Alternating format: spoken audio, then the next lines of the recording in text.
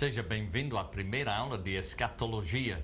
Nós estamos bem adiantados no terceiro módulo da teologia sistemática e agora nós estamos abrindo um novo assunto depois de termos falado da eclesiologia de forma teórica e ultimamente da eclesiologia em termos práticos através da ministração dos dons espirituais. Agora, dentro da escatologia, nós estamos com 5 assuntos, conforme delineados dentro do seu livro-texto. Vamos conferir quais são os assuntos dentro da escatologia que estaremos vendo. Em primeiro lugar, que é justamente a aula de hoje, a segunda vinda de Cristo. Depois, a segunda aula é acerca do dia de juízo.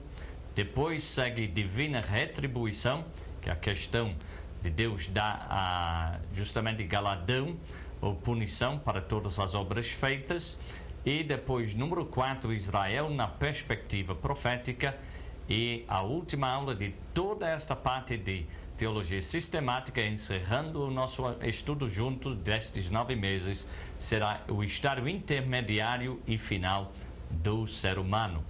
Portanto, hoje o nosso assunto é a segunda vinda de Jesus Cristo e vamos buscar o entendimento da palavra de Deus através de 3 subtítulos. Nós vamos pesquisar a promessa da sua vinda, depois vamos ver o procedimento da sua vinda e, em terceiro lugar, nós estaremos vendo o propósito da sua vinda. Portanto, vamos começar com a promessa da sua vinda.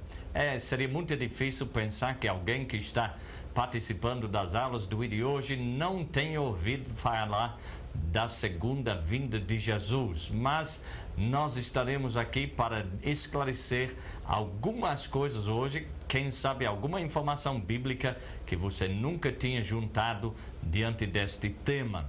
A promessa da sua vinda. Iniciamos então esta aula sem qualquer inovação. Nós estamos apelando pelo fato que Deus, através da sua palavra, tem noticiado a todos que seu filho, que já veio aqui uma vez, veio para o que era seu e os seus não o receberam, há de vir novamente, de acordo, por exemplo, com Atos capítulo 1, versículo 11, este mesmo Jesus há de voltar da mesma forma como ele foi visto subindo lá para o céu.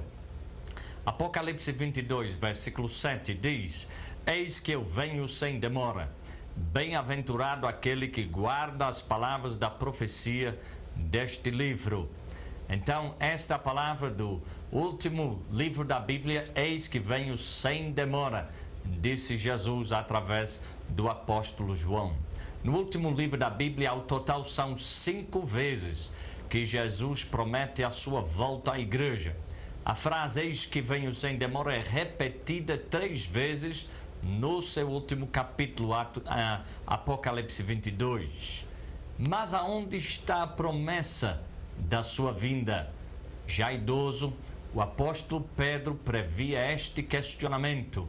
Ele escreveu em 2 Pedro 3, versículos 3 e 4, nos últimos dias virão escarnecedores com os seus escárnios, andando segundo as suas próprias paixões e dizendo, onde está a promessa da sua vinda? Passados 2 milênios de história, Jesus ainda não apareceu. Aonde está a promessa da sua vinda? Dentro e fora da igreja, podemos constatar a verdade de Mateus 24, versículo 11, onde Jesus profetizou, levantar-se-ão muitos falsos profetas e enganarão a muitos. Enquanto o fim do século XX aproximava-se, as falsas profecias alcançavam seu auge. Popularmente ouvia-se nas igrejas aqui do Brasil, 1000 passará, 2000 não chegará, mas o ano 2000 chegou. Onde então está a promessa da sua vinda? Muitos não querem admitir, mas tenho a ligeira impressão que é uma pergunta muito válida. Ao menos a minha filha caçula achou, quando depois de 2 anos diretos de leitura bíblica com a família, estávamos lendo o livro de Apocalipse, quase encerrando a leitura da Bíblia como família. Neste belo dia chegamos ao capítulo 3, versículo 11, onde está escrito, venho sem demora. A glória olhou para nós e disse: ainda bem que não disse que ia demorar. Já passaram-se 2000 anos. Jesus disse que não demorava. E estes 2000 anos? Onde está a promessa da sua vinda? Creio que poderia estar muito bem escondido dentro do versículo bíblico que segue. O que é que você acha disso?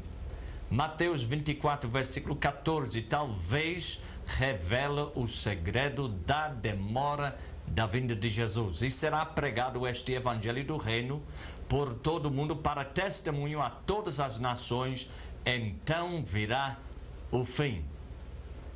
Por séculos a igreja tem sonhado com a volta de Jesus, mas receio que não passou de um sonho.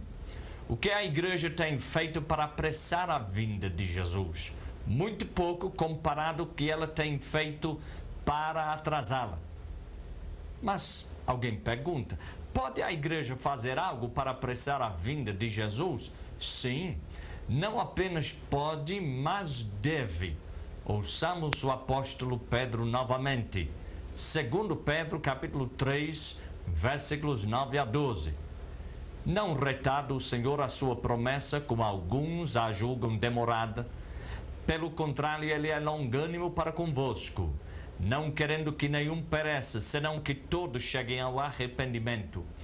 Virá, entretanto, como ladrão o dia do Senhor, no qual os céus passarão como estrepitoso estrondo, e os elementos se desfarão abrasados. Também a terra e as obras que nela existem serão atingidas.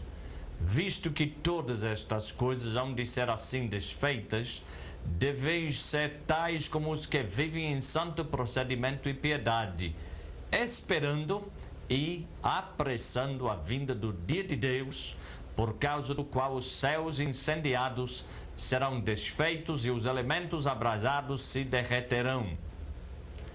Nestes versículos que acabamos de ler, o apóstolo Pedro deixa duas coisas bem claras. Quais são? A demora de Deus e o dever do crente.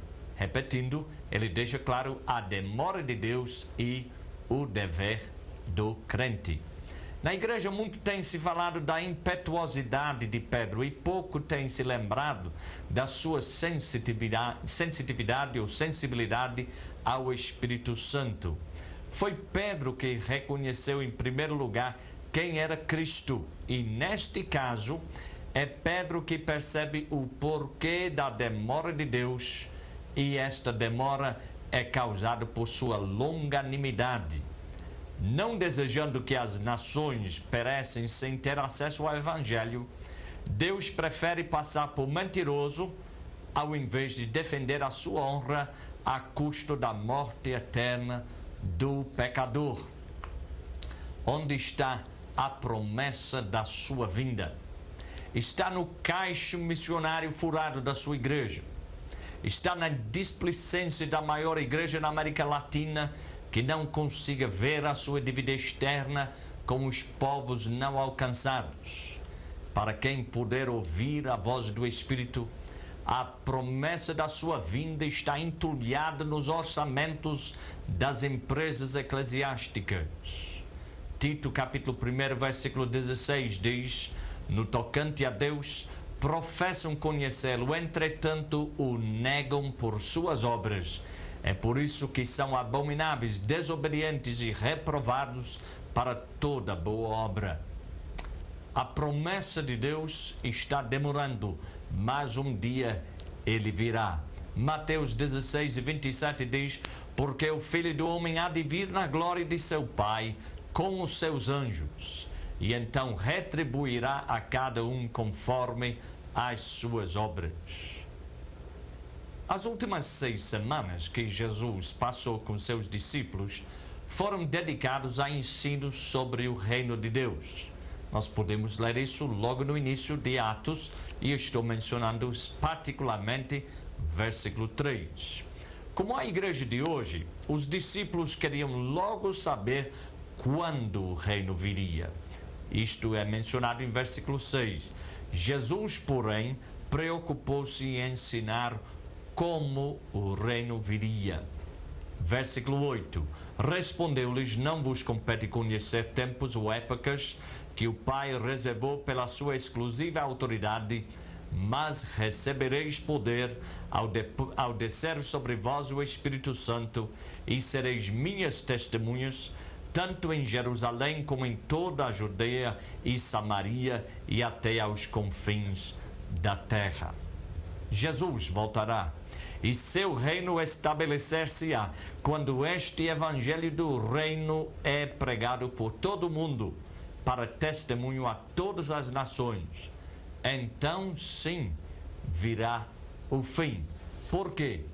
Em Apocalipse capítulo 7, versículo 9 está escrito: depois destas coisas vi, e eis grande multidão que ninguém podia enumerar, de todas as nações, tribos, povos e línguas, em pé diante do trono e diante do Cordeiro, vestidos de vestiduras brancas, com palmas nas mãos. Portanto, terminamos esta primeira parte da segunda vinda de Jesus, isto é, a promessa da sua vinda. A sua promessa está de pé, a sua promessa está demorando muito mais do que foi previsto pelos profetas, pelos apóstolos. A demora da sua promessa ser cumprida está intimamente ligada à falta da igreja pregar o evangelho a todas as etnias, todos os povos da terra. Quando isto chegar a acontecer, então o fim virá. Passamos agora para uma segunda questão, a segunda divisão da nossa aula de hoje, que é o procedimento da sua vinda. De que forma Jesus Cristo virá? Como é que se dará a segunda vinda de Jesus? Bom, a segunda vinda de Jesus é uma certeza. Jesus voltará, como falamos, e seu reino estabelecer-se-á quando este evangelho do reino é pregado por todo o mundo para testemunho a todas as nações. Então, e somente então, virá o fim. Nesta parte da aula, então, vamos analisar o procedimento da sua vinda. A segunda vinda de Jesus acontecerá em duas fases distintas. Primeira, sua vinda nas nuvens para receber a sua igreja. E, segunda parte, sua vinda à terra para estabelecer seu reino. Na primeira fase, a vinda de Jesus não será percebida por todos. Mateus capítulo 24, versículos 37 a 42. Pois assim como foi nos dias de Noé, também será a vinda do Filho do Homem. Porquanto, assim como nos dias anteriores ao dilúvio, comiam e bebiam, casavam e davam-se em casamento, até ao dia em que Noé entrou na arca, e não o perceberam, senão quando veio o dilúvio e os levou a todos. Assim será também a vinda do Filho do Homem. Então 2 estarão no campo, um será tomado e deixado o outro. 2 estarão trabalhando no moinho, uma será tomada e deixada a outra. Portanto, vigiai, porque não sabeis em que dia vem o vosso Senhor. Quando nós falamos que nem todo mundo perceberá, isso não quer dizer que a igreja, uma parte dela não vai saber. É claro que a igreja que está acordada saberá quando o seu Senhor vem, mas aquelas pessoas não convertidas não vão saber até que depois. Mas na segunda fase da sua vinda, todos o verão. Diz a palavra de Deus, Apocalipse capítulo 1, versículo 7, eis que vem como as nuvens, e todo olho o verá, até quantos o traspassaram, e todas as tribos da terra se lamentarão sobre ele. Certamente. Amém. Mateus 24 e 27 diz algo semelhante. Porque assim como o relâmpago sai do Oriente e se mostra até no Ocidente, assim há de ser a vinda do Filho do Homem. Então, não resta dúvida que haverá sim uma vinda que é despercebida pela maioria e depois uma segunda vinda em termos da segunda fase, quando ele vem à Terra para estabelecer o seu reino aqui, então todos naquele tempo estarão cônscios ou acordados, apercebidos do fato que o Rei dos Reis voltou a esta terra. Agora, nós vamos entrar numa coisa que talvez seja um pouco mais polêmica. Uma questão que eu acho que deveria interessar todos nós é o tempo do arrebatamento. E a título de uma pesquisa futura, você poderia pesquisar a questão do tempo do arrebatamento. Certamente há diversidade de opiniões acerca deste assunto, e é claro que toda a igreja preferiria ser arrebatado antes de qualquer tribulação. Mas dificilmente isto acontecerá. Por quê? Porque uma boa parte da igreja já passou por tanta tribulação que para nós sonharmos em escapar ilesos é pouco realista. E mesmo que nós, particularmente, escapássemos este tipo de provação, uma outra parte da igreja estaria lá no dia de juízo dizendo: mas como nós passamos por tribulações e dificuldades. Portanto, a hora do arrebatamento não podemos garantir, embora que todo mundo gostaria que fosse assim, que a igreja não passará por alguma tribulação ou aperto. No livro do Apocalipse, descobrimos que a tribulação está dividida em duas partes, que nós podemos descrever como sendo a ira dos homens e depois a ira de Deus. O que podemos afirmar com certeza é que o arrebatamento será antes da grande tribulação, quando a ira de Deus será derramada sobre a terra. A Bíblia diz claramente que Deus não nos destinou para a ira, mas para alcançar a salvação mediante nosso Senhor Jesus Cristo. Estas palavras estão recordadas, conforme mencionado no seu livro-texto, em 1 Tessalonicenses 5, versículo 9. Uma teoria interessante, e quando eu digo teoria, é porque é uma ideia que não pode ser garantida, mas eu acho particularmente apelante, interessante. Uma teoria interessante enxerga um elo de ligação entre a última trombeta de Paulo em 1 Coríntios 15, versículo 51, e a sétima trombeta de João recordada no Apocalipse. Apocalipse 10, versículo 7 diz: mas nos dias da voz do sétimo anjo, quando ele estiver para tocar a trombeta, cumprir-se-á então o mistério de Deus, segundo ele anunciou aos seus servos, os profetas. Sabemos com um alto grau de certeza que o mistério de que a Bíblia fala é a igreja. O mistério de Deus é a igreja. Se ela será completada no momento que esta última trombeta toca, poderia ser justamente o momento do arrebatamento, porque entendemos que a igreja inteira estará indo para as bodas do Cordeiro, porque é a noiva de Cristo, e será justamente levado uma única vez da terra. Mais adiante, João menciona que quando esta trombeta soar, terá chegado o tempo para galardoar os servos do Senhor. Ouçamos a palavra de Deus em Apocalipse 11, versículos 15 a 18. O sétimo anjo tocou a trombeta, e houve no céu grandes vozes, dizendo: o reino do mundo se tornou de nosso Senhor e seu Cristo, e ele reinará pelos séculos dos séculos.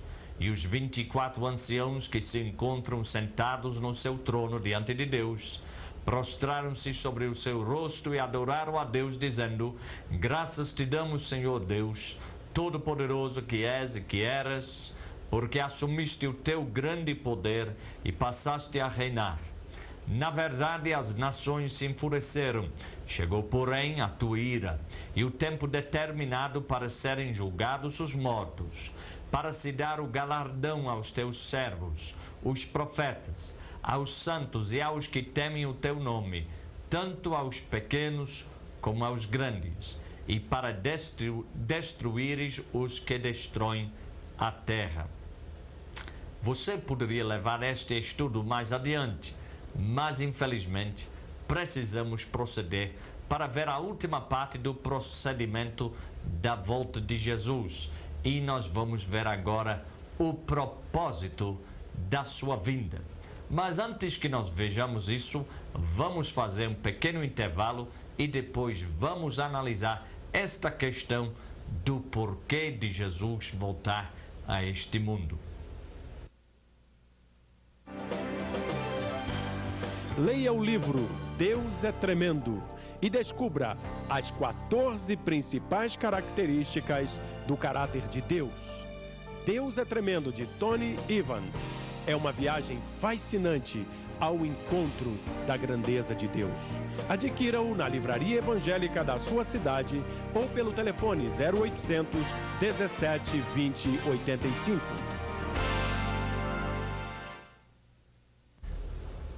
Voltamos então ao estudo da segunda vinda de Jesus.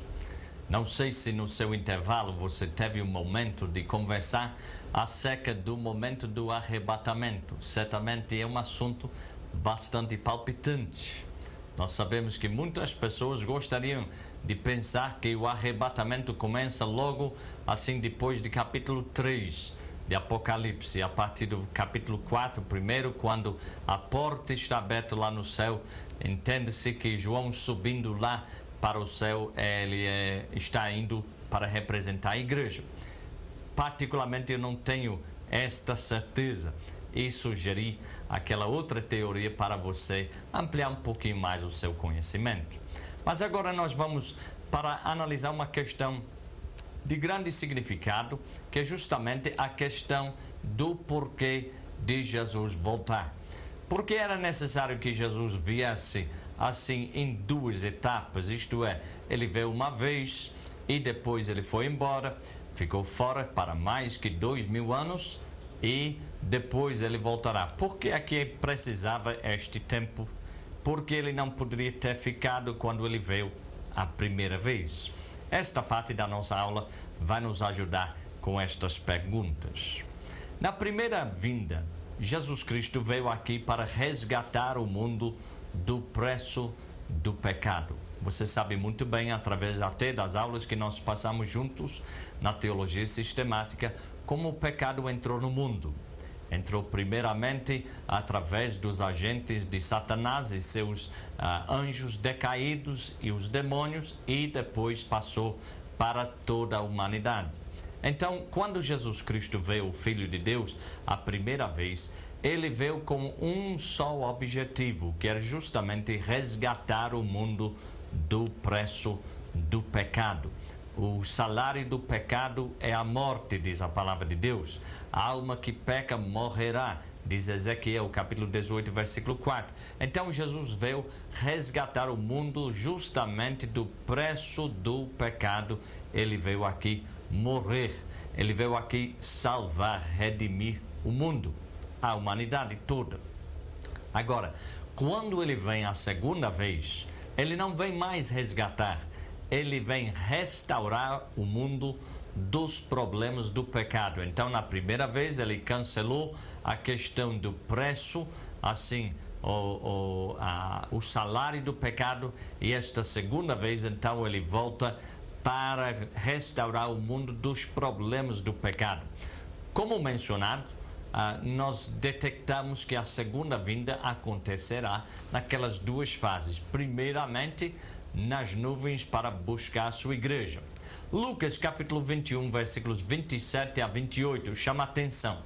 Então se verá o Filho do Homem vindo numa nuvem com poder e grande glória. Ora, ao começarem estas coisas a suceder, exultai e erguei a vossa cabeça, porque a vossa redenção se aproxima. 1 Tessalonicenses capítulo 4, versículos 16 a 18 diz: porquanto o Senhor mesmo, dada a sua palavra de ordem, ouvida a voz do arcanjo e ressoada a trombeta de Deus, descerá dos céus, e os mortos em Cristo ressuscitarão primeiro. Depois, nós, os vivos, os que ficarmos, seremos arrebatados juntamente com eles entre nuvens, para o encontro do Senhor nos ares, e assim estaremos para sempre com o Senhor. Consolai-vos, pois, uns aos outros com estas palavras. Percebemos, portanto, então, que esta segunda vinda de Jesus deve ser uma fonte de alegria e consolação. Grande deve ser a alegria da igreja quando Jesus Cristo vem sobre as nuvens para buscar a sua noiva. Exultai e erguei a sua cabeça, diz Jesus. Consolai-vos, pois, uns aos outros, diz o apóstolo Paulo. Entretanto, muitas vezes a igreja tem pervertido a pregação da palavra e tem preferido atormentar os crentes com a segunda vinda de Cristo. Pergunto, quando foi a última vez que você ouviu, ou se você é pregador, pregou uma palavra de consolação relacionada à vinda de Jesus? Ao menos aqui no Brasil, e reconhecemos que nós temos alunos ao redor do mundo, mas ao menos aqui no Brasil, o que caracteriza esta pregação da segunda vinda de Jesus é o medo de não estar pronto, de ser deixado para trás. Pregações desinformadas da parábola das 10 virgens não ajudam.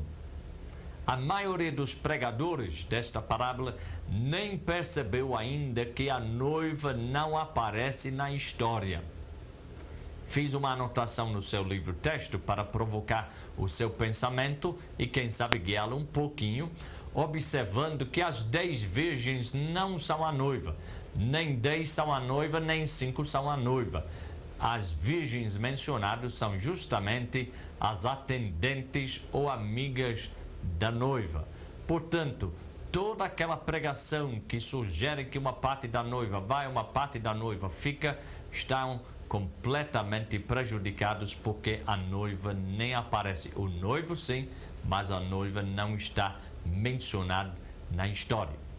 Que pena que os cristãos ainda não foram informados que são totalmente salvos da ira de Deus e do pecado que tenazmente nos assedia, única e exclusivamente pelo sacrifício de Cristo no Calvário e não por seu estado momentâneo de santificação. Porque, infelizmente, muitas pessoas na igreja estão pensando que por um lapso qualquer, num dia qualquer, num momento qualquer, vão ser deixados para trás. Será que Deus é injusto desta forma? Ou será que a nossa salvação depende assim do momento atual de qualquer pessoa, o grau de santificação para poder subir com Jesus Cristo? Eu creio que não, porque nós somos salvos da ira de Deus e de todo o nosso pecado através do sacrifício de Jesus Cristo.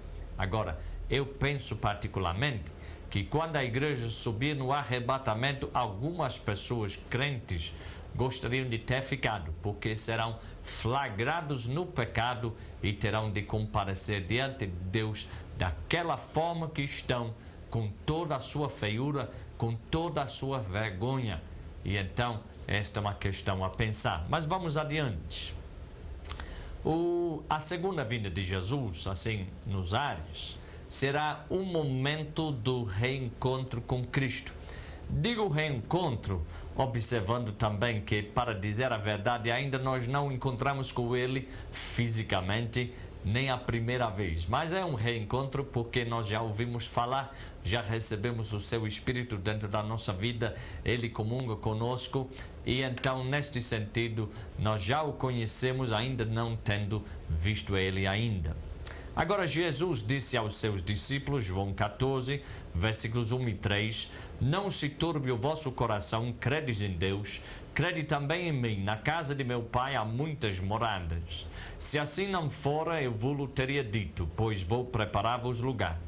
E quando eu for e vos preparar lugar, voltarei e vos receberei para mim mesmo, para que onde eu estou estejais vós também.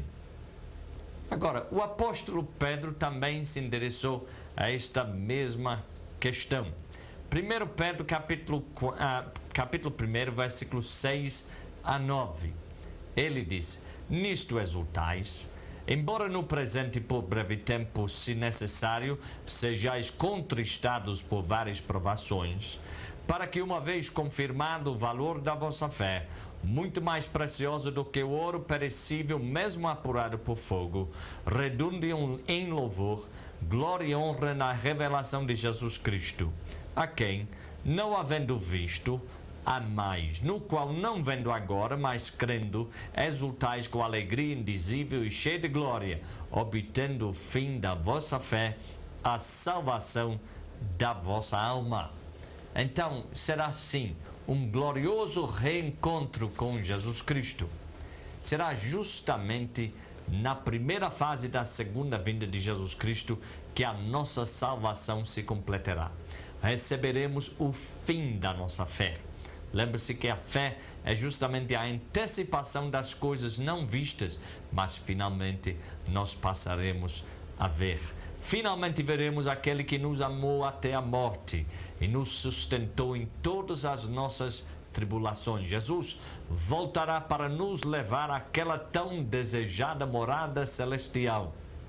Imagina a vista daquela cidade, o rio da água da vida, brilhante como cristal que sai do trono de Deus e do Cordeiro, já recordado em Apocalipse 22, primeiro.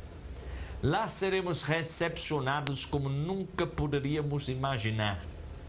Experimentaremos a reciprocidade prometida em Apocalipse 3:20, onde Jesus dizia à igreja: se alguém ouvir a minha voz e abrir a porta, entrarei em sua casa e cearei com ele e ele comigo.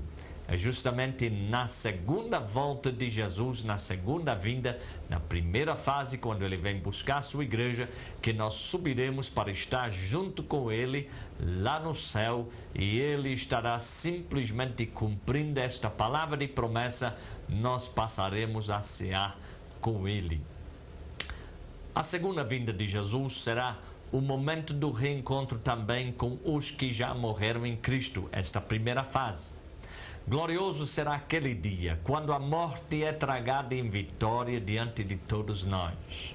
Já foi vencido, mas nem todo mundo está sabendo.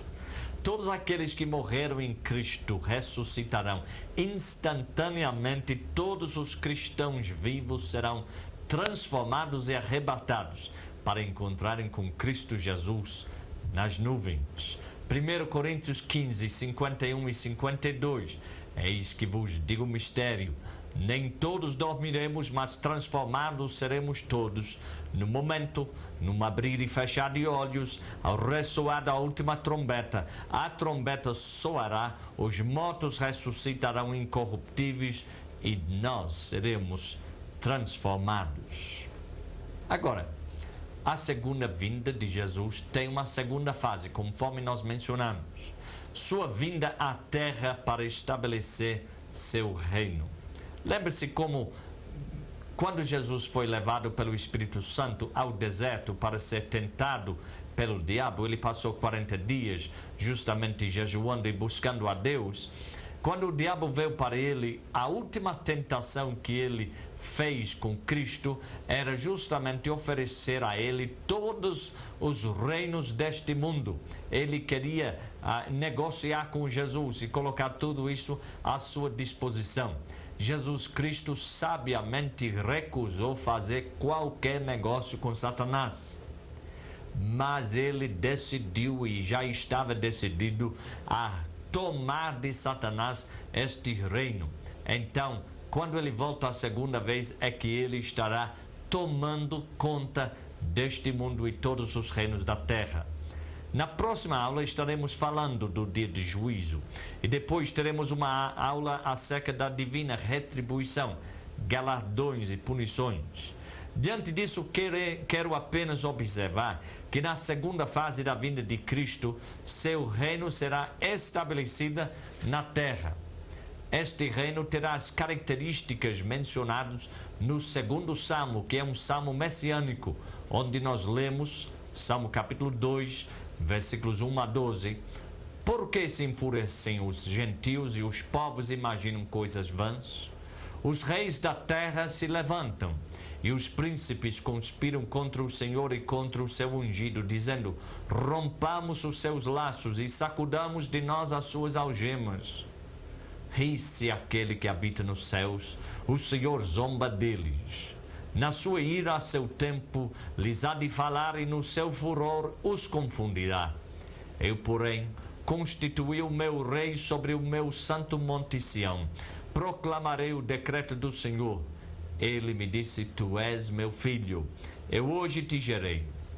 Pede-me, e eu te darei as nações por herança, e as extremidades da terra por tua possessão.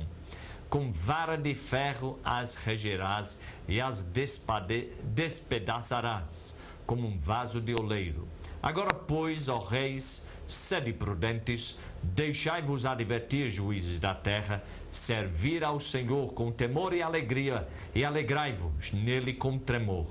Beijai o filho para que não se irrite e não pereçais no caminho, porque dentro em pouco se lhe inflamará a ira. Bem-aventurados todos os que nele se refugiam. Deus sabe muito bem o que está se passando aqui na terra. Os reis deste mundo se ajuntam e conspiram para se livrar da vontade de Deus, das algemas de Deus, eles dizem. Despercebido, Deus está rindo de todos eles na sua futilidade.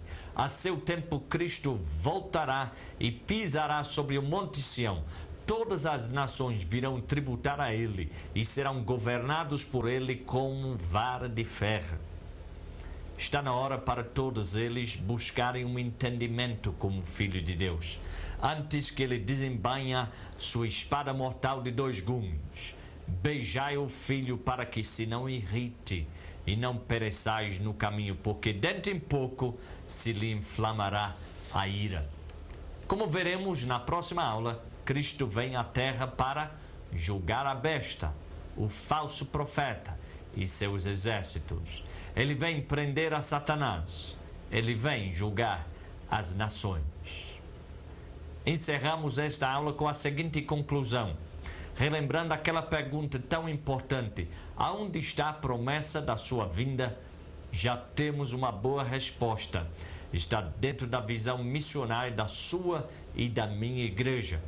Falamos do glorioso encontro, o reencontro com Cristo nas nuvens, e do reencontro com os que já morreram em Cristo. Ainda revelamos uma pesquisa interessante acerca da hora do arrebatamento e proclamamos a vinda de Cristo na segunda fase para estabelecer seu reino. Na primeira vinda, ele resgatou a terra do pecado. Na segunda vinda, irá restaurar a terra à sua beleza original. Por hoje, nós estamos encerrando a aula aqui. A próxima aula de escatologia vai tratar do dia de juízo. E há vários juízos mencionados na Bíblia e nós teremos uma boa oportunidade a ver um panorama deste assunto. Portanto, que Deus vos abençoe.